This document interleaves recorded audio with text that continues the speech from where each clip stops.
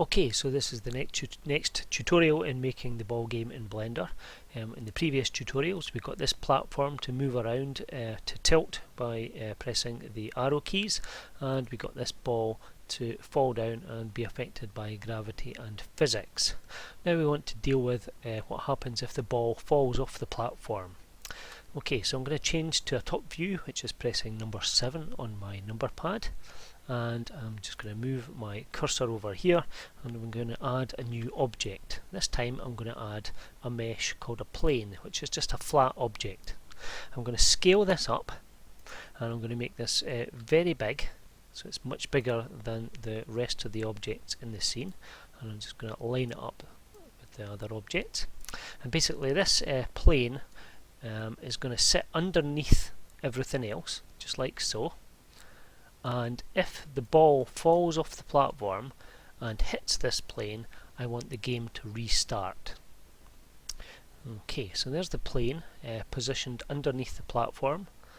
I need to set up a couple of things before we start programming it. I'm going to select the ball object, and down here next to the logic bricks I'm going to add a property, a game property to this object. Okay, and the property I'm going to add is going to be called ball. Okay, we're going to refer to this later on. Okay, so I'm going to select this big plane underneath everything, and I'm going to add some logic bricks to it. So let me just zoom in a bit here. Pressing Control and up arrow, I can make this full screen, and just zoom in a little bit so you can see the details. Okay, so I've got the plane object selected. I'm going to add a collision sensor and tell it to detect a collision between the plane and the player object. Okay, so this, oh sorry, not the player, it should be the ball. That was the property I set on the ball just a minute ago. Okay, I'm going to add an AND controller and wire these up, and then I'm going to add a scene actuator. And the default scene actuator tells the scene to restart. Okay, so this plane detects a collision with the object that has a property called ball, and if it detects a collision it restarts the scene. So if I go back to the previous screen, press 0 so I get my camera view, and then press P to play the game. If the ball falls off and hits the plane, it restarts the game.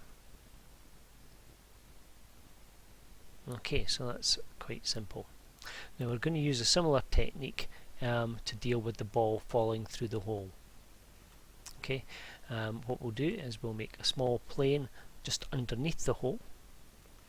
We'll attach it to the platform so that it tilts along with the platform, and we'll make it so that when the ball falls through, the game restarts. Obviously what you would really get it to do is maybe make the game go into the second level. Okay, but for the time being we'll just make it restart the game.